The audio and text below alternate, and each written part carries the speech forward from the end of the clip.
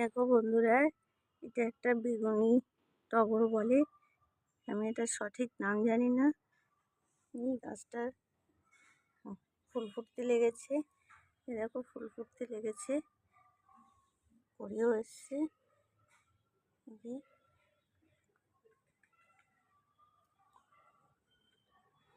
করেও এসছে।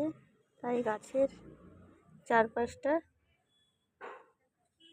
একটু কুপিয়ে নিয়ে একটু পেঁয়াজ ভেজানো জল এই গাছের গোড়াটায় দিয়ে দিচ্ছি, তাহলে আরও অনেক ফুল আসবে।